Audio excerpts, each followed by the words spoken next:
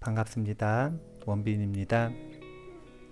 세상의 모든 지식을 출세간의 지혜로 꽃피우기 위한 공부, 원빈 스님의 도서관, 환희미소 시간입니다. 오늘은 행복한 삶 그리고 고요한 죽음이라고 하는 책을 소개해 드리도록 하겠습니다. 달라이라마 존자가 쓰신 책이고요. 주민왕 옮김입니다. 출판사는 하루헌입니다. 표지에는 달라이라마가 전하는 삶과 죽음의 기술, 이렇게 책을 소개하고 있고요. 이 책은 제목에서 보시면 아시겠지만 행복한 삶과 평화로운 죽음을 위한 수행의 기술을 이야기를 하고 있다, 이렇게 보시면 될 것 같습니다. 이 책을 선택을 하게 된 것은 죽음이라고 하는 키워드 때문이었어요. 이제 곧 송덕사에서 또 7월 합동천도제 때 죽음 수업 법문을 해야 돼서 자료조사 겸 죽음에 대한 키워드가 담겨 있는 책들을 찾았습니다. 이제 이 책도 죽음에 대한 책인데요. 사실 달라이라마 존자는 이 달라이라마 죽음을 말하다 라고 하는 책으로 먼저 죽음 전반적인 티베트의 이 지혜들을 정리한 책을 내신 적이 있습니다. 그런데 이제 이 책 같은 경우에는 제목에서도 드러나지만 죽음만 이야기하는 것은 아니고 행복한 삶 그리고 고요한 죽음, 이렇게 해서 죽음과 삶을 둘러보는 것이 아니라 죽음을 삶의 연장선에서 보고 있는 관점입니다. 그러다 보니까 전체의 내용이 다 죽음에 대한 내용은 아니고요. 전체에 대한 내용이 전부 다 삶에 대한 내용이고, 그 중에서 특별하게 두 번째 장이 고요한 죽음이다 라고 하는 제목으로 소개가 되고 있습니다. 표지 장 표면에 이렇게 적혀 있는데요. 삶을 의미 있게 살았다면 죽음을 맞이하는 순간 후회를 덜할 것이다. 삶을 살아온 방식이 곧 죽음을 맞이하는 방식이다. 이렇게 표면에 적혀져 있습니다. 오늘은 그래도 죽음에 대한 키워드 때문에 책을 잡았으니까요. 2장 고요한 죽음에 대한 내용을 좀 소개해 드릴게요. 읽겠습니다. 평화롭게 살다가 고요하게 죽는 방법이 있다고 하면 누구나 솔깃할 것이다. 우리는 죽음을 고통으로 받아들인다. 누구나 피하고 싶어 하지만 아무도 피할 수 없다. 달갑지 않은 죽음이지만 두려움 없이 마주하는 것이 불가능한 것은 아니다. 죽음을 맞이하는 순간 마음을 고요하고 편안하게 유지하도록 만드는 요인 가운데 하나는 우리가 삶을 살아온 방식이다. 삶을 의미 있게 살았다면 죽음을 맞이하는 순간에 후회를 덜할 것이다. 살아온 방식이 죽음을 맞이하는 데에 큰 영향을 미친다. 일상생활을 긍정적으로 또 의미 있게 살았다면 비록 원하지 않더라도 죽음이 다가올 때 기꺼이 삶의 일부로 받아들일 것이다. 후회하지 않을 것이다. 그러면 일상을 의미 있게 산다는 것이 무슨 뜻이냐고 묻는 사람이 있을지도 모르겠다. 자신과 타인에게 고통을 주는 것이 목적인 삶을 사는 사람은 없을 것이다. 인간은 사회적 동물이고 우리의 행복은 많은 요소에 의존하고 있다. 현실과 조화를 이루며 산다면 우리 인생을 의미 있게 만드는 것이다. 우리는 혼자 살 수가 없다. 사는 데에 의식주가 필요한데 모두 다른 사람의 수고를 통해 우리에게 제공된다. 우리의 기본적인 행복은 남들에게 의존하고 있다. 이런 현실에 부합되게 사는 것이 삶을 의미 있게 사는 것이다. 우리의 평화와 행복이 다른 사람들에게서 영향을 받기에 타인을 보살피는 것은 당연한 일이다. 그런데도 우리는 자신이 혼자서 모든 것을 달성했다고 생각하는 경향이 있다. 우리의 주요 관심사가 개인의 행복이라 해도 우리는 더 넓은 시각을 지녀야 한다. 더 넓은 시각을 지니면 다른 사람을 걱정하는 마음과 헌신하는 마음이 저절로 일어날 것이다. 이런 마음은 신성하고 특별한 것이 아니다. 그저 자신이 타인에게 의존해서 살고 있다는 것을 아는 것이다. 이런 관점은 지극히 현실적인 관점일 뿐만 아니라 세속적인 윤리의 기본이기도 하다. 힘으로 문제를 해결하면 타인의 권리나 견해를 무시하는 결과를 초래한다. 비폭력적인 접근은 대화와 이해를 포함하고 있기에 인간적인 해결 방식이다. 인간의 대화는 서로 존중하고 이해하려고 할 때 가능하다. 이것이 일상생활을 의미 있게 만드는 방법이다. 나는 평소에 불교의 본질을 이렇게 설명한다. 우리는 최선을 다해서 남들을 도와야 한다. 적어도 남들을 도울 수 없다면 최소한 해치지는 말아야 한다. 이것이 부처님이 우리에게 준 가르침의 본질이다. 이 관점은 세속적인 측면에서도 적절하다. 어떤 사람이 자비로운 마음으로 남들과 관계를 맺는다면 그는 틀림없이 더 많이 행복한 사람이 될 것이다. 당신이 악행을 저지른 결과로 일시적인 이익을 얻었다면 마음 깊은 곳에서는 항상 불안감이 자리하고 있을 것이다. 자비심, 즉 자비로운 마음가짐이란 동정심을 뜻하는 것이 아니다. 현대의 경쟁 사회에서는 가끔 강경한 입장을 취해야 할 때가 있는데 강경하면서도 자비로울 수 있다. 그렇게 살아온 사람이라면 후회 없이 죽음을 맞이하고 행복하게 삶을 마무리할 것이라고 나는 확신한다. 평화롭고 고요한 죽음을 맞이하기 위한 첫 번째 조건으로 삶을 정상적으로 살아가는 것에 대한 이야기를 하고 있습니다. 삶을 정상적으로 살아가는 것이라고 하는 건 다른 게 아니라 뭐 특별한 이유 때문에 세상에 봉사하고 헌신하는 것이 아니라 세상이 나에게 봉사하고 헌신했기 때문에. 무슨 말인가? 내가 의식주를 해결하는 데 있어서 세상의 도움을 받지 않는 것은 단 하나도 없습니다. 혼자서 해결할 수 있는 것이 단 하나도 없고 세상의 도움을 받아서 부지하고 있는 목숨이기 때문에 최소한 넓은 범위는 아니더라도 나와 인연 닿아서 나와 접촉하는 존재들에게 친절하고 그들에게 봉사하고 그들에게 헌신할 것.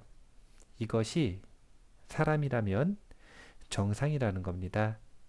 이렇게 살아야 죽음도 삶의 일부이기 때문에 삶의 연장이기 때문에 그 흐름이 그대로 이어져서 죽음을 맞이할 때 고요할 수 있다. 이런 내용이라고 보시면 될 것 같습니다. 계속 읽어볼게요. 이제 두 번째는 그렇게 잘 사는 것 말고요. 또 이 죽음에 대한 관점 자체를 변화시키면 고요한 죽음이 가능하다. 이런 내용이라고 보시면 돼요. 죽음은 삶의 일부, 억급 단위로 측정되는 부처님 법을 따르고 몇 생애에 걸쳐 수행을 하겠다는 마음을 일으키면 죽음을 새롭게 바라볼 것이다. 윤회한다는 관점에서 보면 죽음은 마치 옷을 갈아입는 것과 비슷하다. 오래 입은 옷이 낡으면 우리는 새 옷으로 갈아입는다. 이런 관점은 죽음을 대하는 마음가짐에 영향을 미친다. 죽음이 삶의 일부라는 인식이 명확해진다. 거친 의식은 뇌에 의존하기 때문에 뇌가 작용하는 동안에만 작용한다. 거친 의식은 뇌가 정지하는 즉시 작용을 멈춘다. 뇌라는 장치가 있어야 거친 의식은 생겨난다. 그런데 마음의 실질적 원인인 미세의식은 다르다. 이 마음은 시작이 없다. 우리가 죽어가고 있을 때 거친 의식이 해체되는 순간까지는 다른 사람이 옆에서 긍정적인 마음 상태를 지속할 수 있도록 도와줄 수 있다. 그러나 미세의식 상태에 들어가면 자신이 쌓은 업만이 자신을 도울 수 있다. 그 시점에 이르면 누구도 우리에게 도덕적인 수행을 상기시킬 수 없다. 그래서 젊었을 때부터 죽음에 대한 인식을 높이고 의식이 해체되는 과정에 익숙해지는 것이 중요하다. 명상을 통해서 마음이 해체되는 과정을 미리 연습을 해두면 실제 죽는 과정에서도 그렇게 할 수 있다. 그러면 죽음을 두려워하는 대신에 즐겁게 맞이할지도 모른다. 오랫동안 죽음을 준비해 왔기 때문에 두렵지 않다고 느낄 수도 있다. 이렇게 종교적인 관점에서 불교도들은 무한한 생을 산다 이렇게 생각을 하고 윤회 속에서 엄청난 긴 시간을 산다고 생각을 해요. 그렇기 때문에 그런 아주 긴 텀의 시간관념 속에서는 우리가 살아가는 100년이라고 하는 이 인간의 몸은 정말로 잠깐 스쳐가는 여행지의 호텔과 같다 이렇게 볼 수 있습니다. 여기서는 옷을 갈아입는 것으로 표현을 했는데 그렇게 지나가는 것에 불과하다. 그래서 이런 가설을 받아들여 세계관을 만든 분들은 우리가 죽음을 맞이한다라고 하는 것이 끝이 아니라 뭐라고 판단을 하냐면 호텔 체크아웃이고 새로운 호텔에 체크인하는 준비다. 이렇게 생각을 하기도 하고요. 헌옷을 벗고 새 옷을 입는다. 이렇게 생각을 하기도 합니다. 그래서 거친 의식과 미세 의식이라고 하는 표현이 나왔는데 우리 인간의 뇌하고 연결지어져서 뇌를 도구로 발생되는 의식을 거친 의식이라고 하는 거고요. 그 뇌와 상관없이 폭포수처럼 단 한 번도 멈추지 않고 끊임없이 흘러가는 의식, 이것을 미세의식이라고 하고 있는 것입니다. 거친 의식은 우리가 이번 생이 끝날 때 뇌가 멈췄기 때문에 사라지지만 미세의식은 그대로 살아있다. 거친 의식에 방해 없이 미세의식이 드러난다. 이제 티베트의 수행자들은 그렇게 거친 의식의 방해가 전혀 없는 미세의식을 경험할 수 있는 시간, 그 기회, 이 유일한 기회가 언제냐면 바로 죽음의 순간입니다. 그래서 죽음 직전, 죽음 직후에 이 기회를 포착하기 위해 평생을 죽음을 준비합니다. 그리고 삶에 대한 욕구도 충분히 있지만 삶에 대한 욕구만큼 크게 죽음의 그 순간을 맞이하고 싶고 잘 준비해서 활용하고 싶은 욕구가 있습니다. 그렇기 때문에 이 종교적으로 죽음을 바라보는 관점 자체가 바뀌면 이 죽음이 꼭 도살장에 끌려가는 소나 돼지처럼 그렇게 억울하고 두렵고 화나고 슬프고 그런 부정적인 감정의 향연으로 맞이하는 것이 아닐 수도 있다. 누군가는 극히 소수겠지만 고요할 것이고 또 누군가는 어쩌면 기쁘게 그 순간을 호기심 가득한 얼굴로 맞이할 수도 있을 것이다. 그러기 위해서는 다른 게 아니라 죽음을 준비해야 한다. 이런 내용이고요. 계속 읽어볼게요. 명상을 통해 깊은 단계의 미묘한 의식을 경험하고 나면 실제로 죽음을 조절할 수 있다. 물론 상급 단계 수행에 도달했을 때만 가능하다. 밀교 수행에서는 의식 이동 같은 상급 수행이 있기는 하지만 죽을 때 가장 중요한 수행은 보리심이라고 나는 믿는다. 보리심이 가장 강력하다. 나는 일상적 수행을 할 때 여러 밀교 수행과 관련시켜 죽음의 과정을 하루에 7, 8번씩 명상을 하지만 내가 죽을 때 보리심을 기억하기가 가장 쉬울 것이라고 여전히 믿고 있다. 보리심은 실제로 내가 가장 친밀하게 느끼는 마음이다. 물론 우리가 죽음을 명상함으로써 죽음을 준비하기 때문에 더 이상 죽음을 걱정할 필요가 없다. 나는 아직 죽음과 마주할 준비가 되어 있지 않지만 실제로 죽음과 마주하면 내가 어떻게 대처할지가 가끔은 궁금하다. 내가 더 오래 산다면 그만큼 더 죽음을 잘 맞이할 것이다. 삶에 대한 나의 의지는 죽음을 맞이하는 나의 설렘과 동일하다. 죽음을 기억하는 것은 불교 수행의 일부이다. 여기에는 다양한 측면이 있다. 먼저 지금 이 삶과 이 삶이 갖고 있는 매력에서 초연해지기 위해 죽음을 끊임없이 명상하는 것이다. 한편으로는 죽음의 과정을 미리 연습하는 것이다.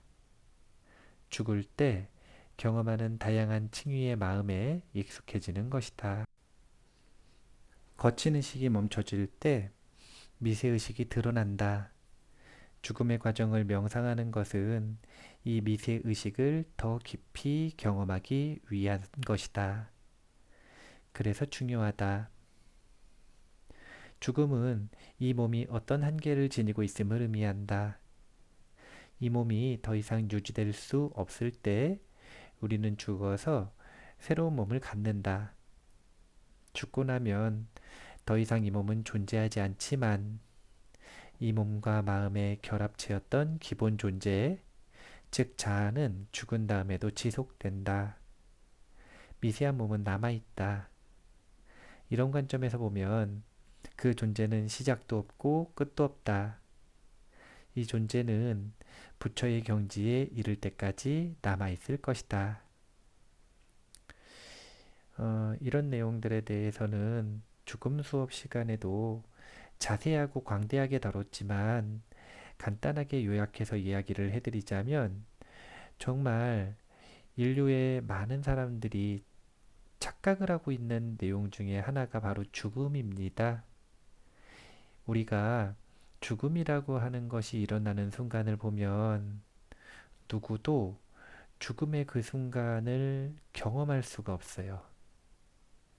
죽음의 과정을 경험할 수 있고 죽음 직후부터 일어나는 죽음 이후를 경험할 수는 있지만 죽음의 그 순간은 경험할 수가 없습니다. 옆에서 확인해 줄 수도 없고 자신도 확인할 수가 없어요. 죽음의 순간은. 왜일까요?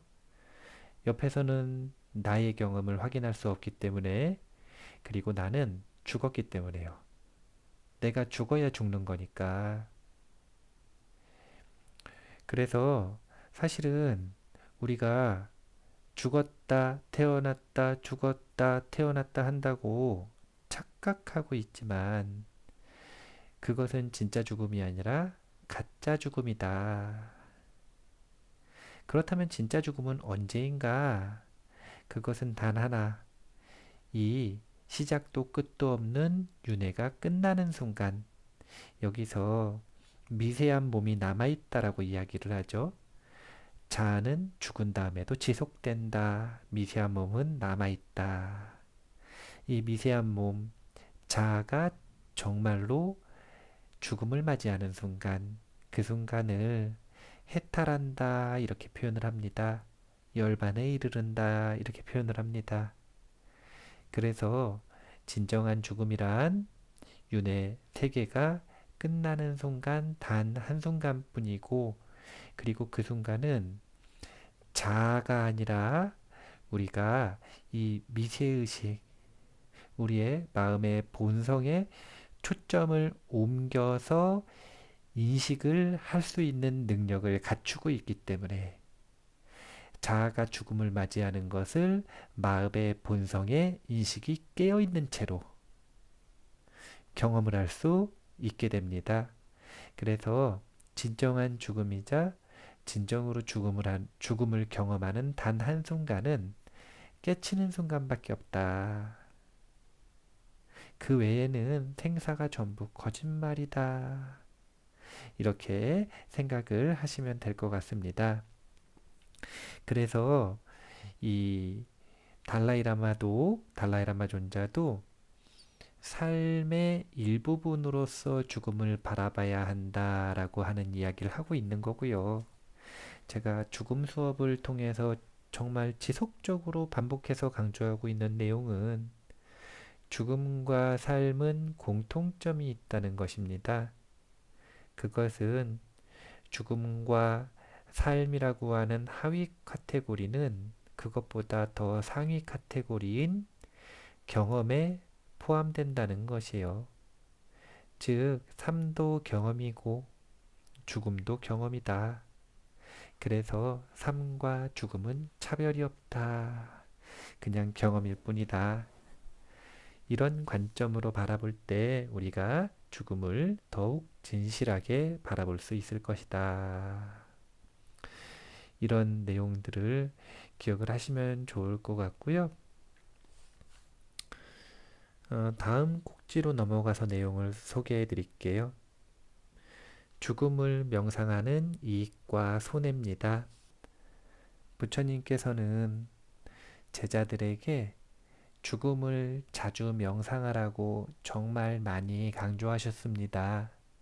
이유는 다른 것이 아니라 죽음을 명상하는 것이 우리에게 데드라인 이펙트, 마감 효과를 불러일으킵니다. 그것도 세상에서 가장 두렵고 가장 강렬한 마감 효과를 불러일으키죠.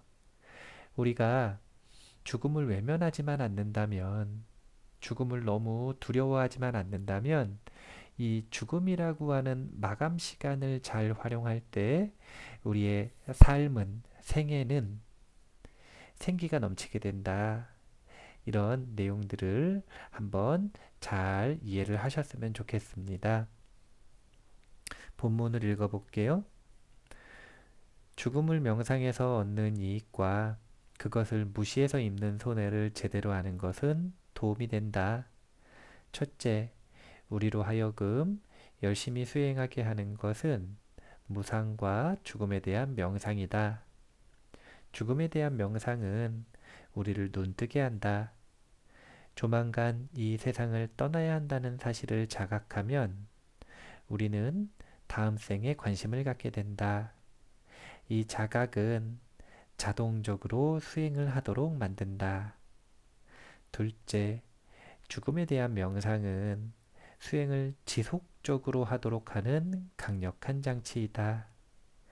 수행이든 일상이든 어떤 일을 하다 보면 난관에 부딪히거나 문제가 생기기 마련이다. 죽음에 대한 명상이 지니는 힘은 우리 삶에서 일어날 수 있는 모든 어려움을 직시하도록 한다. 마지막으로 죽음에 대한 명상은 우리가 수행을 성공리에 완성할 수 있도록 하는 자극제구시를 한다. 그러므로 죽음에 대한 자각은 수행 전반에 필수적이다. 수행자인 우리는 죽음 이후에 일어날 일들에 더 관심을 가질 것이다. 그리고 번뇌와 악행을 없애 지금 이 생을 더 의미 있게 만들 것이다. 세 가지 죽음을 명상하는 이익을 말씀하셨습니다. 첫 번째는 죽음을 명상할 때 더 이상 미루지 않고 수행하게 될 것이다. 두 번째는 그렇게 시작한 수행을 게으름 때문에 그만두지 않고 지속할 수 있게 될 것이다. 세 번째는 그렇게 지속해서 수행을 하는 도중에 촉매 역할을 해서 결국은 수행을 완성하게 할 것이다. 그렇기 때문에 죽음 명상은 수행을 아직 시작을 하지 못한 이에게도, 수행을 하고 있는 이에게도, 그리고 수행을 완성하고 싶은 이에게도 전부 다 도움이 되는 아주 파격적인 마감 효과이다. 이렇게 생각을 하시면 될 것 같습니다. 마감 효과에 대해서는요, 어떤 효과가 있고, 그리고 그 효과를 꼭 죽음이 아니더라도 이 마감 일자를 정함으로써 우리가 얼마나 게으름을 타파하고 부지런해질 수 있는지, 그런 마음을 쓰는 기법에 대한 책들이 있어요. 데드라인 이펙트가 대표적인 책인데요. 그런 책들을 한번 참고해서 읽어보시면 좋을 것 같습니다. 죽음 명상에 대한 부분, 마지막 부분을 한번 읽어볼게요. 죽음에 대한 자각은 형식적 명상과 분석적 명상을 통해 발달시킬 수 있다. 우리는 먼저 죽음의 확실성을 지성적으로 이해해야 한다. 죽음은 모호하고 관념적인 것이 아니라 명백하고 확인이 가능한 사실이다. 우리가 사는 이 지구 나이는 약 50억 년이고 이 지구상의 인류가 산 것은 10만 년 정도라고 한다. 그 긴 세월 동안 죽지 않은 자가 있는가? 깊은 바닷속에 숨든, 하늘로 날아가든, 그 어디에 있든 우리는 죽음을 절대로 피할 수가 없다. 우리 인생에 남아있는 이벤트 중에 가장 중요한 이벤트는 죽음입니다. 그리고 누구도 피할 수 없는 필연적 이벤트 역시 죽음입니다. 그리고 이렇게 중요한 이벤트임에도 불구하고 언젠지 날짜가 미정인 이벤트가 죽음입니다. 그렇기 때문에 우리는 죽음에 대해서 공부를 많이 해야 돼요. 준비를 잘해야 됩니다. 최소한 수능 공부하는 것보다는 더 많이 준비를 해야 되지 않겠나 그런 생각을 합니다. 계속 읽어볼게요. 예외가 없는 죽음. 죽음 앞에서 우리 모두는 공평하다. 누구든 죽는다. 스탈린과 마오쩌둥은 우리 시대의 권력을 가장 강력하게 휘두른 자들이다. 그들 역시 죽음을 맞이했다. 아마도 그들은 두려움 속에서 불행하게 죽음을 맞았을 것이다. 살아생전 독재자로 군림할 때 그들은 명령이 떨어지기만을 기다리는 부하와 수행원들에게 둘러싸여 있었을 것이다. 그들은 무자비하게 통치했다. 권위에 도전하면 무엇이든 처부술 태세를 갖추고 있었다. 하지만 죽음을 맞았을 때 그토록 충성을 다하던 부하들, 그들이 의지했던 모든 것, 권력, 무기, 군사, 모든 것이 소용이 없었다. 그런 상황에서는 누구라도 두려움을 느낄 것이다. 죽음에 대한 자각을 기르면 삶을 좀 더 의미 있게 살 수 있다. 이것이 죽음에 대한 자각의 이로움이다. 우리는 한순간의 즐거움보다 영원한 행복과 평화를 더 중요하다고 여길 것이다. 죽음을 기억하는 것은 망치로 부정적인 생각과 번뇌를 깨는 것과 같다. 한 번 더 읽어볼게요. 죽음을 기억하는 것은 망치로 부정적인 생각과 번뇌를 깨는 것과 같다.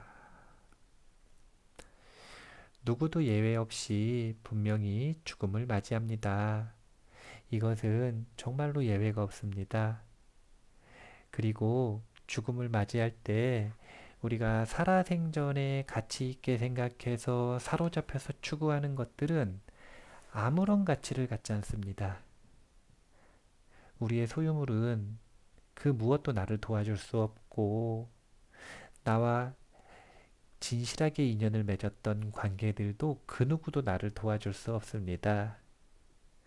죽음의 순간 영원히 나를 도와줄 수 있는 최고의 친구는 단 하나입니다. 그것은 선행을 했다는 기록. 이제 구글에서 데이터 센터를 만들어가지고 우리가 검색창에다가 검색을 하는 모든 행위들을 다 저장을 하죠. 그런 법도 있지 않습니까? 잊힐 수 있는 권리, 잊혀지는 권리. 뭔가 흑역사라고 하죠.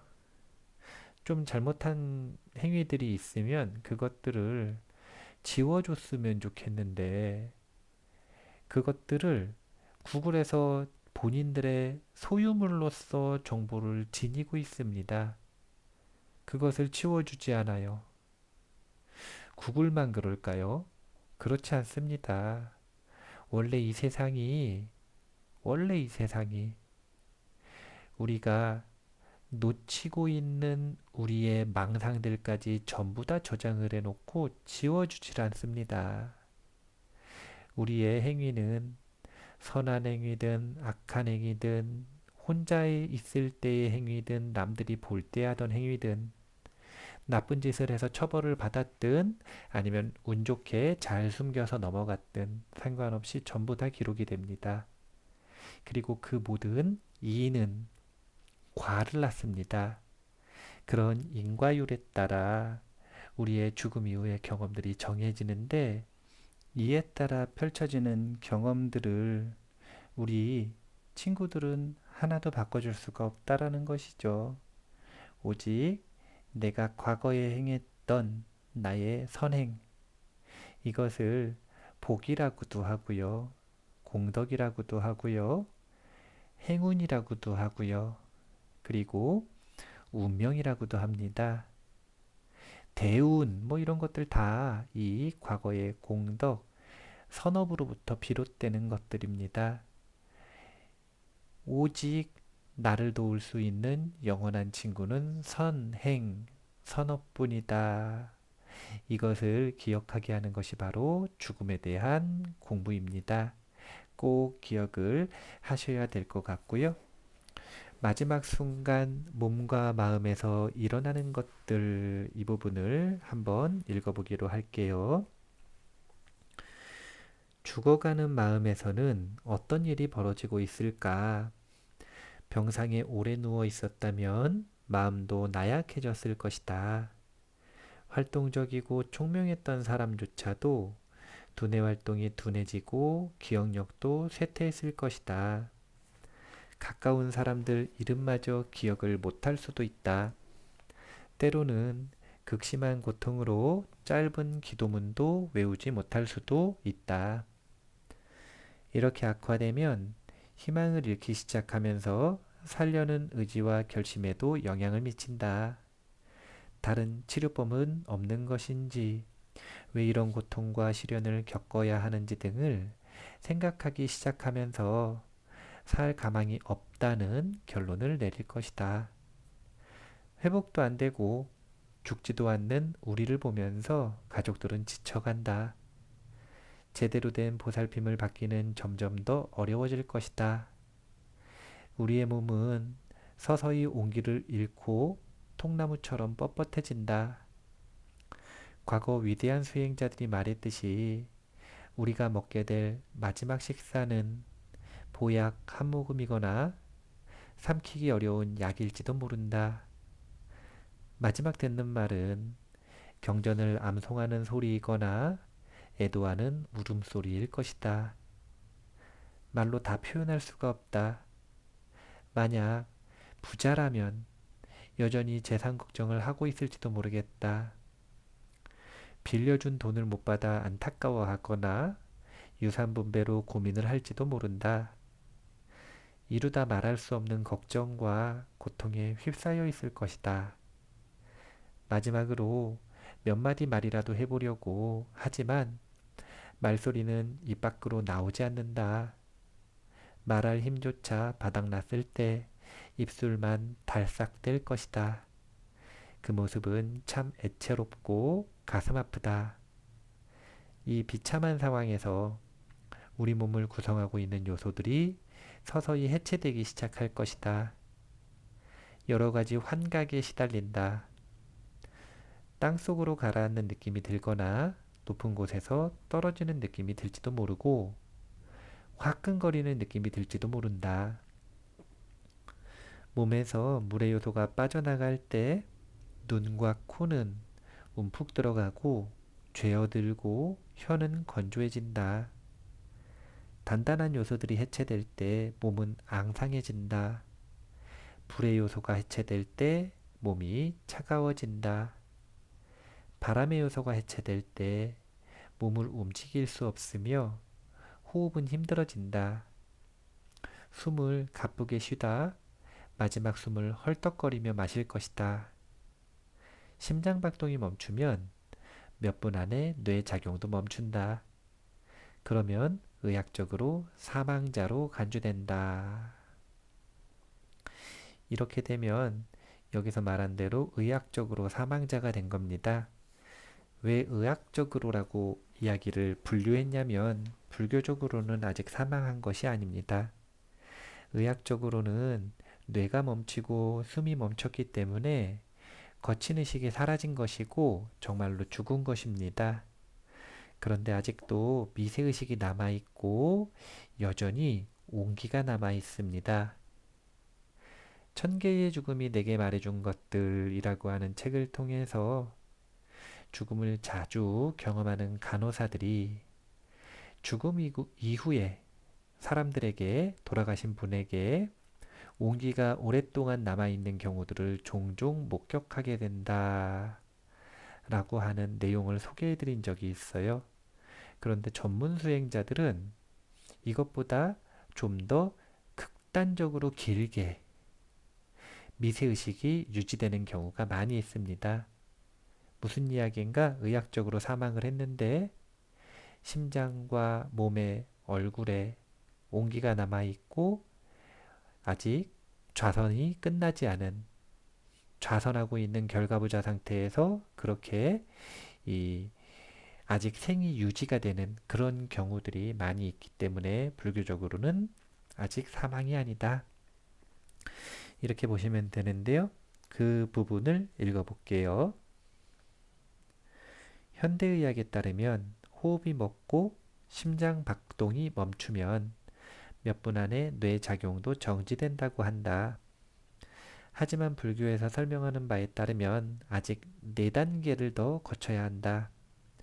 외부로 나타나는 작용은 더 이상 없고 내부에서 진행되는 느낌들만 있다. 4단계를 거치는 동안 망자는 다른 색깔의 빛을 보게 된다.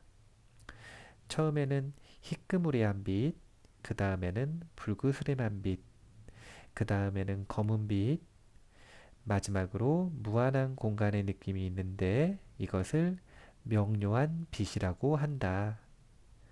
거친 차원의 의식은 더 이상 존재하지 않지만 미묘한 의식은 육체에 머물고 있다. 의식이 명료한 빛에 머물 수 있는 능력은 높은 경지에 오른 수행자에게만 있는 것이지만 가끔은 보통 사람들이 우연히 그 빛에 머물기도 한다. 사후 명료한 빛에 머문 대표적인 수행자가 바로 내 스승인 링 림포체이다. 내 스승은 그 상태에서 13일 동안이나 머물렀다. 그 시간 동안 몸에서는 광채가 나고 생기를 유지했다. 이 불교 수행자들이 죽음에 대한 명상을 하고 죽음의 순간을 준비한다면 가장 중요하게 생각하는 중심 주제가 바로 이 명료한 빛에 머무는 수행입니다. 죽음 직후에 나타나는 빛인데요. 이 빛은 누구에게나 보편적으로 나타납니다. 다만 그 빛을 알아차리지도 못할 만큼 빠르게 지나가는 사람들이 대부분인 것이고 그 중에 소수의 사람들이 가끔 온기가 남아있는 상태에서 그 빛을 경험하는 것이고 그리고 그 중에서도 정말 극소수의 사람들이 죽음 이후에 이 빛을 경험하고 다시 되돌아오는 거예요.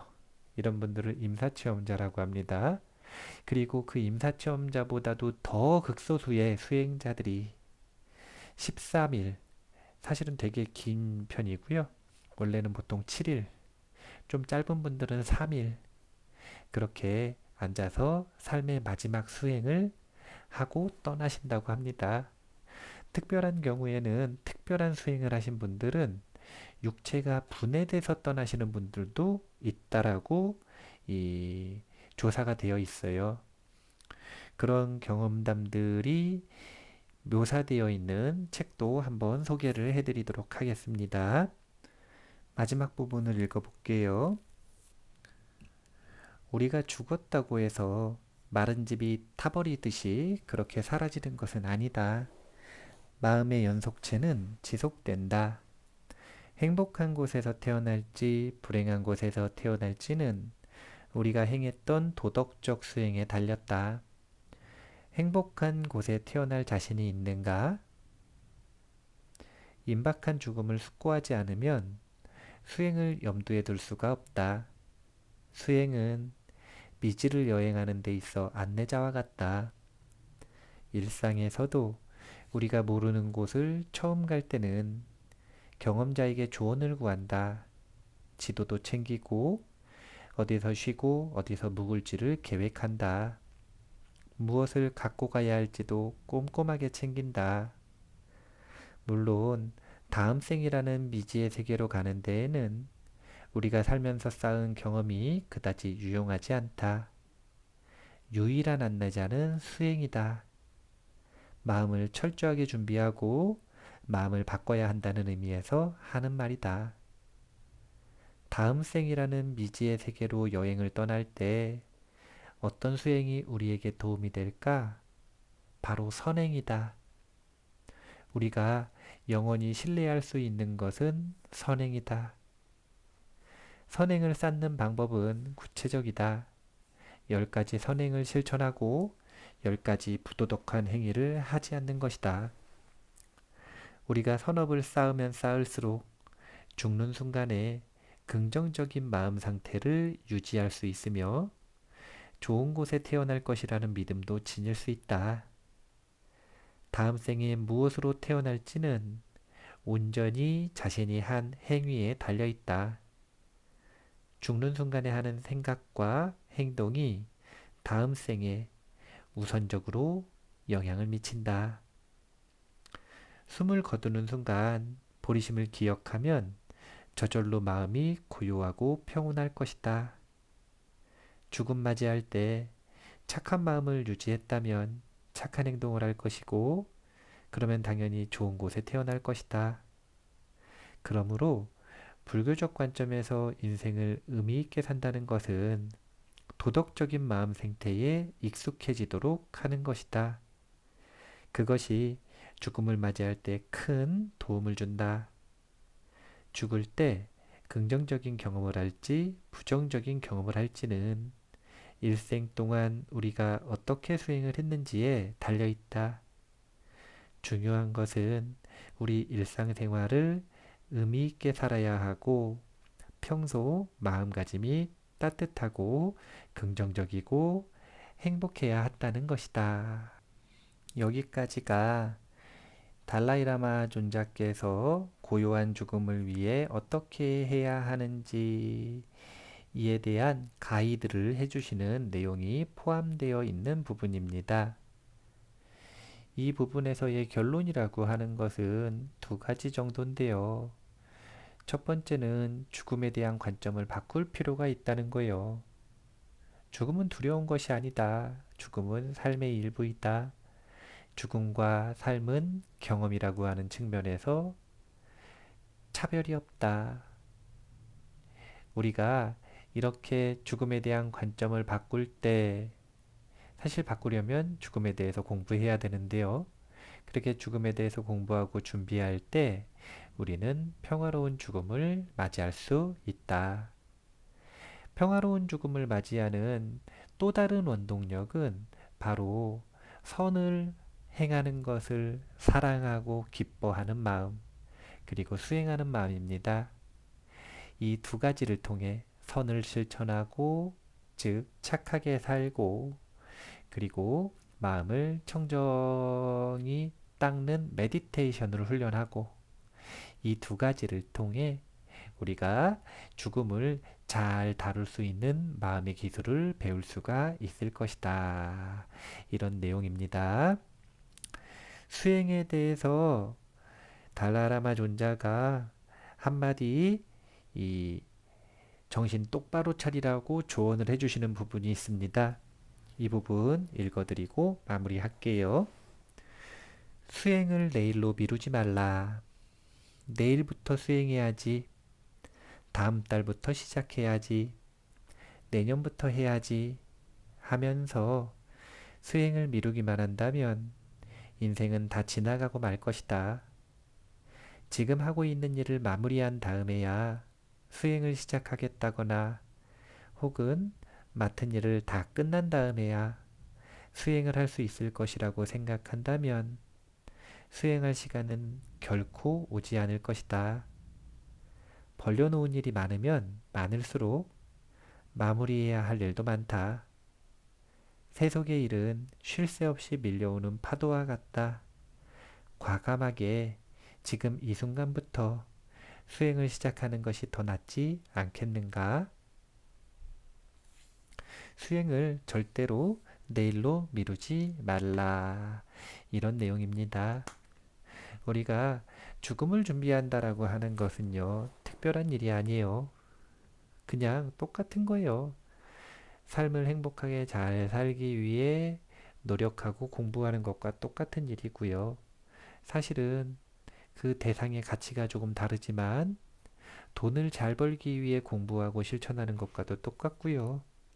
인간관계 개선하기 위해 노력하는 것하고 똑같아요. 다만 그 가치의 차이가 있습니다. 죽음을 준비해야 한다. 죽음을 잘 맞이하기 위해 공부한다. 이것을 통해 삶 전반을 착하게 만들죠. 선하게 만듭니다. 그리고 활기차게 만들어요. 그리고 쓸데없는 것들을 쫓는데 낭비하는 시간을 줄여줍니다. 달라이라마 존자가 이렇게 얘기를 하세요. 우리가 대부분의 사람들을 보면 이번 생에 너무 큰 집착을 하고 있대요. 삶을 살아가면서 필요한 재물, 지식, 관계, 건강, 명예, 이런 것들을 쫓기 위해서 부단히 애를 쓰고 이런 것들을 쫓기 위해 선을 행하지 않는 것은 물론이요, 악까지도 하고 악행까지도 저지르고 더불어 바쁘다고 수행을 안 한대요. 그런데 이것은 참 이상한 일이랍니다.